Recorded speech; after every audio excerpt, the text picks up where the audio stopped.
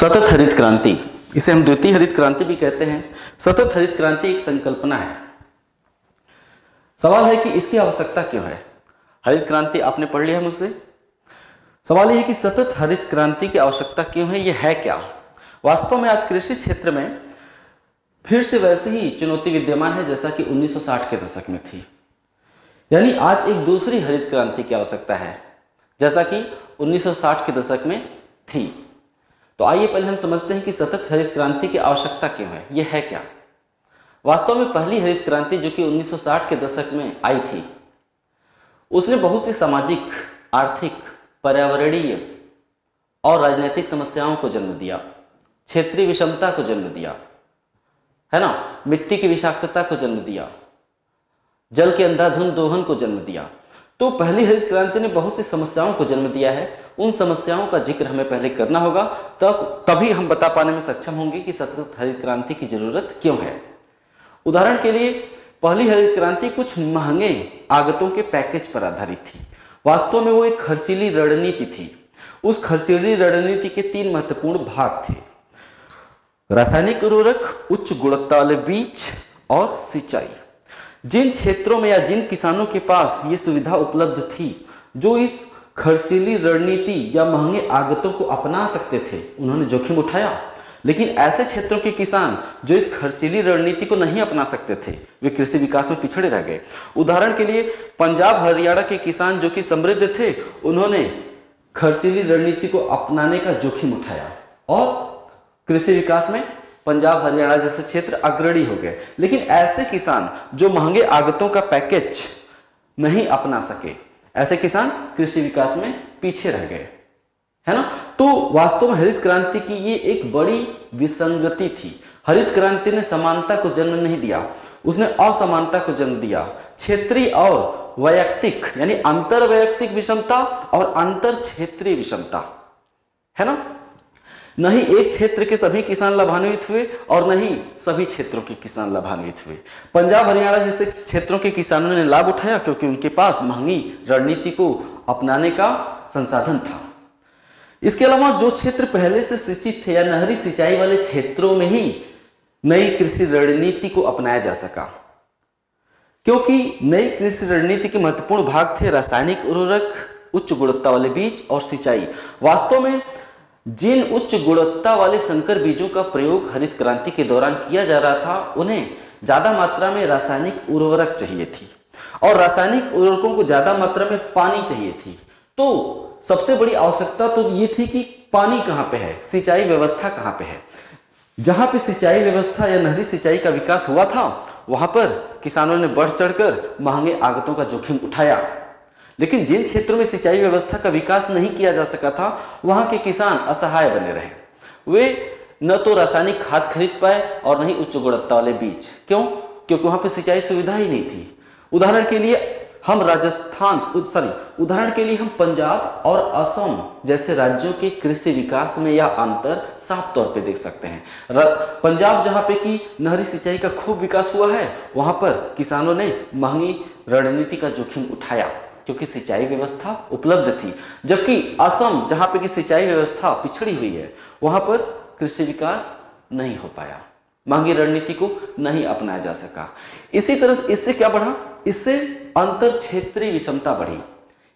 इसके अलावा अंतः क्षेत्रीय विषमता भी बढ़ी, यानी एक ही राज्य के अलग अलग जिलों में भी कृषि विकास एक समान नहीं हो पाया। उदाहरण के लिए राजस्थान का चित्तौड़गढ़ जिला और श्रीगंगानगर जिला।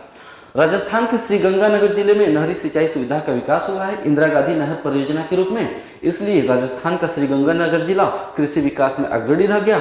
जबकि चित्तौड़गढ़ जिला जो कि सूखाग्रस्त क्षेत्र है, वहां पर हरित क्रांति का लाभ नहीं उठाया जा सका। वास्तव में हरित क्रांति ने अमीर और गरीब किसानों के बीच की खाई को बढ़ा दिया, है ना। तो ये उसकी एक विसंगति है। इसके अलावा शिक्षित और अशिक्षित क्षेत्रों के किसानों के मध्य इन्हीं समस्याओं का मैं जिक्र कर रहा हूं, पहली लाइन में लिखा हुआ है। तो इसके अलावा हरित क्रांति ने या हरित क्रांति के चलते शिक्षित और अशिक्षित क्षेत्रों के किसानों के मध्य तनाव बढ़ा, क्योंकि शिक्षित क्षेत्रों के किसान लाभ उठा रहे थे और अशिक्षित क्षेत्रों के किसान लाभ नहीं उठा पा रहे थे। 1 मिनट।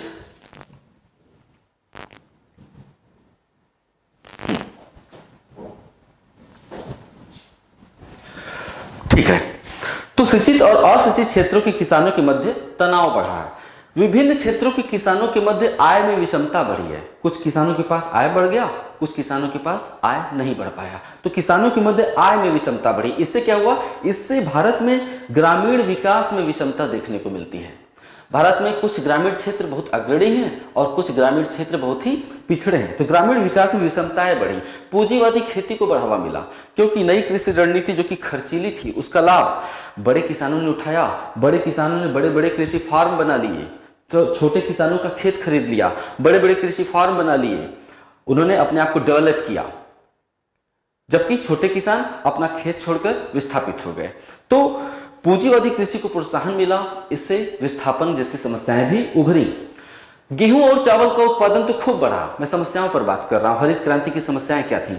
गेहूं और चावल जैसे फसलों का उत्पादन खूब बढ़ा, लेकिन चूंकि भारत के सभी जलवायु क्षेत्रों के अनुकूल संकर बीजों का विकास नहीं किया गया था। उदाहरण के लिए ज्वार, बाजरा, मक्का, अरहर जैसी फसलों के संकर बीजों का विकास नहीं हो पाया था, इसलिए इन फसलों का उत्पादन नहीं बढ़ाया जा सका। इससे क्या हुआ? अंतर फसलीय विषमता बढ़ी। अंतर फसलीय, तो अंतर फसलीय विषमता ने अंतर क्षेत्रीय विषमता को बढ़ा दिया। अंतर फसलीय विषमता अंतर क्षेत्रीय विषमता को कैसे बढ़ा सकती है?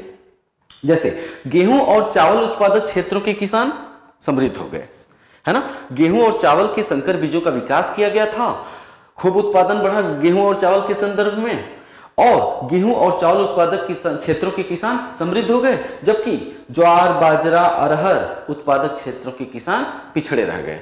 तो अंतर फसली विषमता ने भी अंतर क्षेत्रीय विषमता को बढ़ाने का काम किया। इसके अलावा हरित क्रांति ने तमाम तरह की पर्यावरणीय समस्याओं को भी जन्म दिया।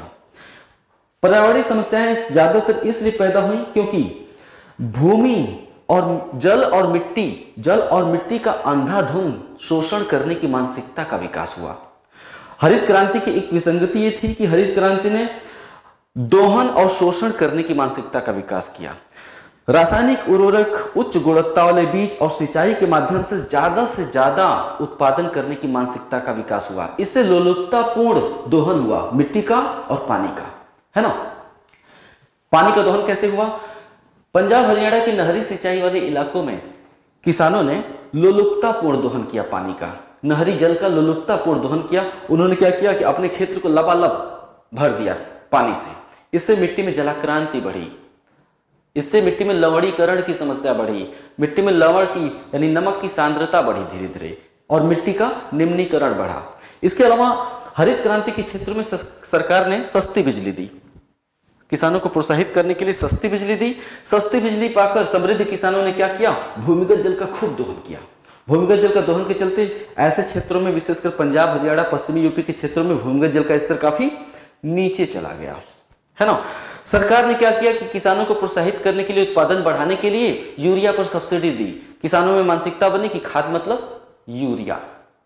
इससे क्या हुआ? अंधाधुंध यूरिया का प्रयोग किया गया, लोलुपतापूर्ण दृष्टि, दोहन करने की मानसिकता, इससे अंधाधुंध यूरिया डाला गया मिट्टी में। परिणामस्वरूप मिट्टी में जो एनपीके का आदर्श अनुपात, एनपीके मतलब नाइट्रेट, फास्फोरस, पोटाश, तो मिट्टी में एनपीके का आदर्श अनुपात जो कि 4:2:1 का होना चाहिए, वो बिगड़कर 7:3:2.5:1 का हो गया। तो मिट्टी में एनपीके का आदर्श अनुपात बिगड़ गया, है ना। अधिक यूरिया डालने से मिट्टी में सूक्ष्म पोषक तत्वों का भी ह्रास हुआ और सूक्ष्म जीवों का भी विनाश हुआ। सूक्ष्म जीव क्या करते हैं? मिट्टी को सतत रूप से उपजाऊ बनाने का काम करते हैं। अगर हम ज्यादा खाद डालेंगे, एक ही तरह का खाद, तो सूक्ष्म जीवों का भी विनाश हो जाता है। इससे मिट्टी का उपजाऊपन धीरे धीरे घटने लगता है। तो लोलुपतापूर्ण मिट्टी का और पानी का दोहन करने की मानसिकता के चलते पश्चिमोत्तर भारत के अनेक क्षेत्रों में मृदा निम्नीकरण बढ़ा। यूएनईपी ने पश्चिमोत्तर भारत के अनेक क्षेत्रों को मृदा निम्नीकरण के क्षेत्र में शामिल कर लिया है, मृदा निम्नीकरण का क्षेत्र घोषित कर दिया है यूएनईपी ने, है ना। हरित क्रांति ने अंतर्राज्यीय जल विवाद भी बढ़ाया। जैसे पंजाब के जल को भेज दिया जाता है कहां पे? राजस्थान में। किस रूप में? इंदिरा गांधी नहर के रूप में। तो पंजाब जो है कि इंदिरा गांधी नहर के रूप में जल को राजस्थान में भेजने पर आपत्ति जताता रहा है। तो इससे राजनीतिक समस्याओं का भी जन्म हुआ। तो सतत हरित क्रांति की आवश्यकता क्यों? हमें इन समस्याओं को पहले बताना होगा कि हरित क्रांति ने कुछ मूलभूत समस्याओं को जन्म दिया। हालांकि हरित क्रांति ने देश को खाद्यान्नों के मामले में आत्मनिर्भर बनाया, है ना, हमारे देश में खाद्य सुरक्षा सुनिश्चित की। लेकिन हरित क्रांति ने बहुत से सामाजिक, आर्थिक, पर्यावरणीय समस्याओं को भी जन्म दिया, है ना, यह है उसकी आवश्यकता। इसके अलावा और भी बहुत सी बातें हैं, आवश्यकता में बतानी पड़ेगी। जैसे पहली हरित क्रांति का जो लाभ था वो स्थिर हो गया है। जैसे गेहूं का प्रति हेक्टेयर उत्पादन अब नहीं बढ़ाया जा सकता है।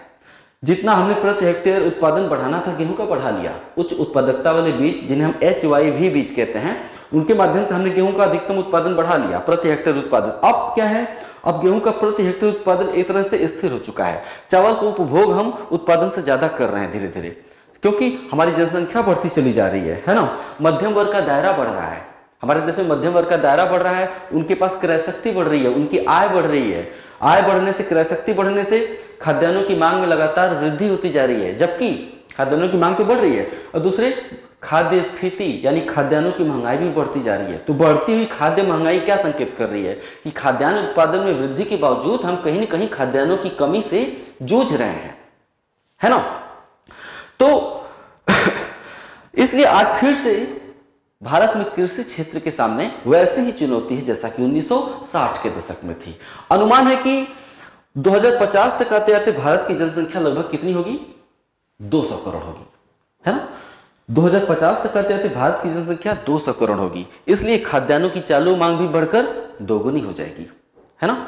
खाद्यान्नों की चालू मांग बढ़ने वाली है। इसके अलावा सरकार जन कल्याण योजनाएं ला रही है खाद्य सुरक्षा कानून के रूप में, है ना। तो खाद्य सुरक्षा कानून जैसे जो योजनाएं हैं ये खाद्यान्नों की मांग को और बढ़ाएंगी, यानी बढ़ती जनसंख्या, बढ़ती पेट भरने वाली बढ़ती योजनाएं, बढ़ती जनसंख्या, ये सभी भविष्य में खाद्यान्नों की मांग को लगातार बढ़ाती चली जाएंगी। जबकि गेहूं का प्रति हेक्टेयर उत्पादन स्थिर हो चुका है, चावल का उपभोग उत्पादन से ज्यादा हो रहा है। इस तरह से कृषि क्षेत्र में हमारा जो निष्पादन है वो निराशाजनक है।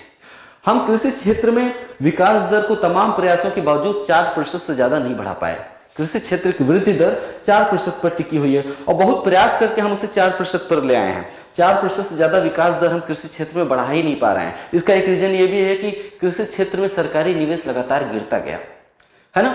कृषि क्षेत्र में गिरता हुआ सार्वजनिक निवेश, स्थिर उत्पादकता, गेहूं और चावल की उत्पादकता में ठहराव आ जाना, कृषि क्षेत्र का निराशाजनक प्रदर्शन, तमाम प्रयासों के बावजूद कृषि विकास दर को 4% से ऊपर न ले जा पाना, ये सब क्या संकेत कर रही है? वास्तव में ये संकेत कर रही है कि खाद्यान्न के पूर्ति पक्ष अब धीरे धीरे कमजोर हो रहा है। भावी पीढ़ी जो आने वाली है उसकी खाद्य सुरक्षा कहीं न कहीं से संकट में पड़ने वाली है। इसलिए आज फिर से एक दूसरी हरित क्रांति की जरूरत है। एक ऐसी हरित क्रांति जो पर्यावरणीय समस्याओं को कम करे, सामाजिक और आर्थिक समस्याओं को कम करे, जो प्रादेशिक विषमताएं आ गई हैं, अंतर क्षेत्रीय और अंतः क्षेत्रीय विषमताएं आ गई हैं हमारे देश में, उसको कम करे। इसके साथ साथ, कम करने के साथ साथ 4% कृषि विकास दर को बढ़ाकर ऊपर ले जाए। ऐसी हरित क्रांति जो कृषि विकास दर को 4% के विकास दर से ऊपर ले जाए। ऐसी हरित क्रांति की आवश्यकता है जो भावी पीढ़ी की खाद्य सुरक्षा को सुनिश्चित करे, है ना। तो आज फिर से हमारे देश में कृषि क्षेत्र के सामने वैसे ही चुनौती है।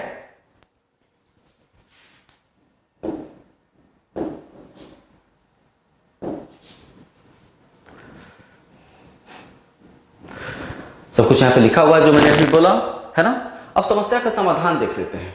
समस्या का समाधान, समस्या हमने बता दिया, समस्या का समाधान क्या होगा? वास्तव में द्वितीय यानी सतत हरित क्रांति के अंतर्गत हमें टिकाऊ खेती को अपनाना होगा।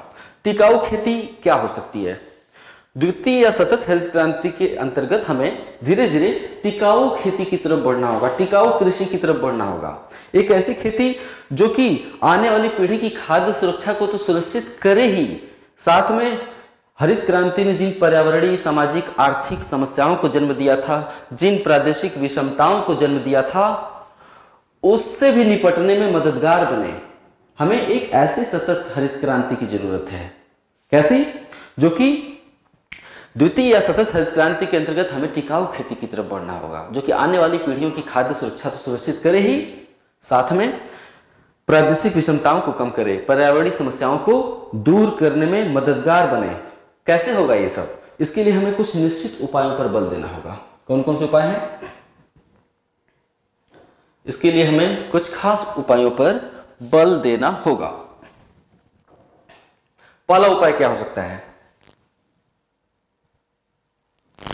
आइए, सतत हरित क्रांति के अंतर्गत कौन कौन से उपाय हो सकते हैं, पहला देख लेते हैं। सभी जलवायु क्षेत्रों के अनुकूल संकर बीजों का विकास। वास्तव में हरित क्रांति के अंतर्गत चावल और गेहूं के संकर बीजों का विकास हुआ और उत्पादन बढ़ाकर हमने लाभ लिया, लेकिन भारत के सभी जलवायु क्षेत्रों के अनुकूल अब तक संकर बीजों का विकास नहीं हुआ है। जैसे ज्वार, बाजरा, मक्का, अरहर के संकर बीजों का अगर हम विकास करेंगे तो इससे क्या होगा? अंतर फसली विषमता घटेगी। अंतर फसली विषमता घटेगी तो अंतर क्षेत्रीय विषमता भी घटेगी। कैसे? न केवल चावल और गेहूं उत्पादक क्षेत्रों के किसान लाभान्वित होंगे, बल्कि ज्वार, बाजरा, मक्का, अरहर उत्पादक किसानों के क्षेत्रों के किसान भी लाभान्वित होंगे। तो जब हम सभी जलवायु क्षेत्रों के अनुकूल संकर बीजों का विकास करेंगे तो अंतर फसली विषमता घटेगी और अंतर क्षेत्रीय विषमता भी इससे धीरे धीरे कम होगी। किसान किसान के बीच का अंतर कम होगा, गांव गांव के बीच का अंतर कम होगा, क्षेत्र और क्षेत्र के बीच का अंतर कम होगा धीरे धीरे। ठीक है। इसके अलावा दूसरा उपाय क्या है? हमें प्रायद्वीपीय भारत यानी पठारी भारत, पूर्वी भारत और पूर्वोत्तर भारत में सिंचाई जैसी संरचनात्मक सुविधा का विकास करना होगा, है ना। महंगे आगत जैसे उच्च गुणवत्ता वाले बीज, रासायनिक उर्वरक, जब हम इनका प्रयोग करते हैं तो हमें बहुत सारा पानी चाहिए होता है, सिंचाई चाहिए होता है। अगर सिंचाई नहीं होगा तो रासायनिक उर्वरक क्या करेगा? फसल को जला देता है। तो जब तक सिंचाई जैसी संरचनात्मक सुविधा का पूरे देश में प्रसार नहीं हो जाता है, तब तक सभी क्षेत्र कृषि विकास में अग्रणी नहीं हो सकते हैं। तो समान रूप से कृषि विकास हो पूरे देश में, इसके लिए जरूरी है कि सिंचाई जैसी संरचनात्मक सुविधा का अधिक से अधिक प्रसार हो।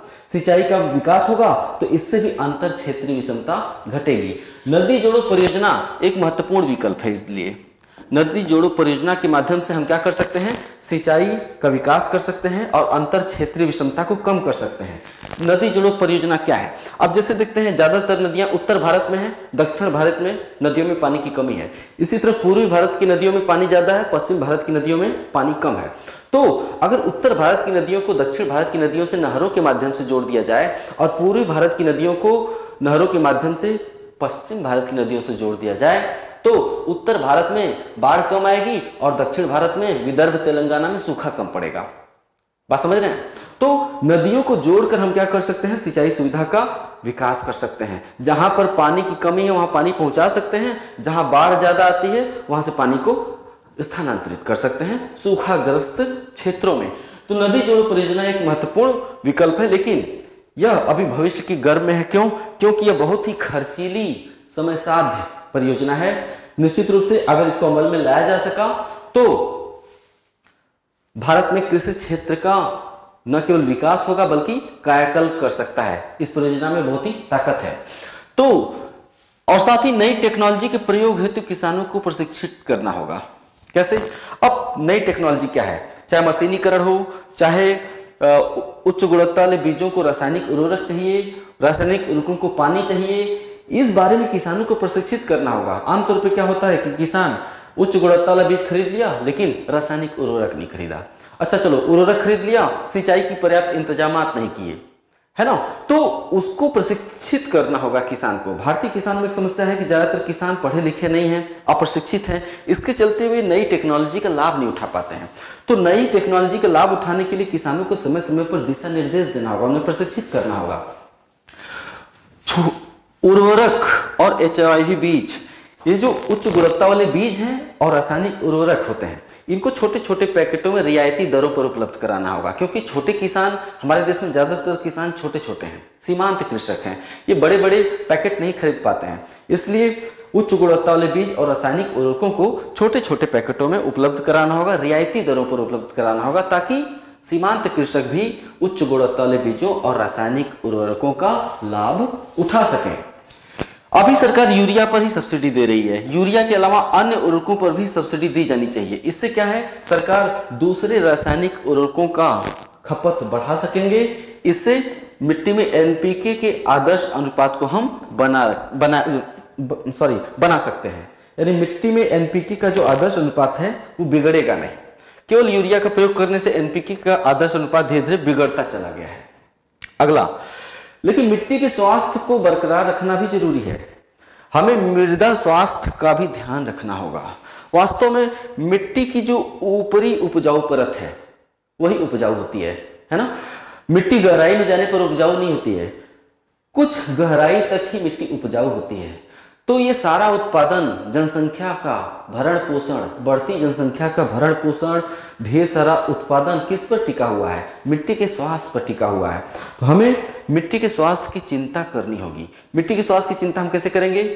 हमें एक तरफ रासायनिक उर्वरकों का प्रयोग संतुलित करना होगा, रासायनिक उर्वरकों के प्रयोग को धीरे धीरे कम करना होगा, और दूसरी तरफ green manure, animal manure, compost खाद, जैविक खाद, जैव उर्वरक बोलते हैं ना, जैसे नीलहरी शैवाल क्या है? जैव उर्वरक है। तो एक तरफ हमें रासायनिक उर्वरकों के प्रयोग को संतुलित करना होगा, और दूसरी तरफ green manure, animal manure, compost खाद, जैव उर्वरकों के प्रयोग को बढ़ाना होगा। जैव उर्वरक मृदा स्वास्थ्य की दृष्टि से उत्तम होते हैं, लेकिन जैव उर्वरक की समस्या क्या है कि इनका परिवहन करना बड़ा मुश्किल होता है, इसलिए महंगे हो जाते हैं, क्योंकि जैव उर्वरक भारी होते हैं। भारी होने के चलते इनका परिवहन काफी खर्चीला होता है। तो गाजियाबाद में जैव उर्वरक अनुसंधान संस्थान है ना, आप जानते होंगे, जीएस में पढ़े होंगे कि गाजियाबाद में जैव उर्वरक अनुसंधान संस्थान है। तो हमें जैव उर्वरकों को व्यवहारिक बनाने के लिए और ज्यादा शोध की जरूरत है। हमें इस तरह के जैव उर्वरकों का विकास करना होगा जो वजन में हल्के हों और जिनका परिवहन आसानी से किया जा सके। अभी जैव उर्वरकों का प्रयोग करना महंगा पड़ता है, क्योंकि उनका परिवहन करना महंगा पड़ता है। और जब हम जैव उर्वरकों का प्रयोग करेंगे, गोबर खाद का प्रयोग करेंगे, कंपोस्ट खाद का प्रयोग करेंगे, तो मिट्टी में ह्यूमस की मात्रा भी बढ़ती है ना। मिट्टी में ह्यूमस की मात्रा बढ़ती है। कंपोस्ट खाद, गोबर खाद को कम पानी की जरूरत पड़ती है, जबकि रासायनिक उर्वरकों को ज्यादा पानी की जरूरत पड़ती है। तो जब हम जैव उर्वरक, कंपोस्ट खाद, गोबर खाद का प्रयोग करेंगे तो मिट्टी में ह्यूमस की मात्रा भी बढ़ेगी, और मिट्टी की नमी धारण करने की क्षमता भी इससे धीरे धीरे बढ़ती है। जब मिट्टी में ह्यूमस बढ़ता है तो नमी धारण करने की क्षमता उसकी धीरे धीरे बढ़ती है ना। तो ये सब कुछ उपाय हैं जिन्हें अपनाकर हम मृदा स्वास्थ्य को लंबे समय तक बरकरार रख सकते हैं। इसी को हम कहते हैं सतत हरित क्रांति। एक ऐसी हरित क्रांति जो केवल मिट्टी के अंधाधुंध दोहन, पानी और मिट्टी के अंधाधुंध दोहन पर आधारित न हो। एक ऐसी उत्पादन प्रक्रिया जो कि वर्तमान और भावी पीढ़ी की खाद्य आवश्यकता को तो पूरा करे ही, लेकिन पर्यावरणीय समस्याओं को भी कम करे, मिट्टी के स्वास्थ्य की चिंता करे, भूमिगत जल को एक निश्चित स्तर पर बनाए रखे। हम जल और मिट्टी का बहुत ज्यादा दोहन करेंगे तो हमारी कृषि प्रक्रिया भी सतत नहीं रह सकेगी। इसी को हम कहते हैं सतत हरित क्रांति। मिलते हैं अगले अध्याय में। नमस्कार।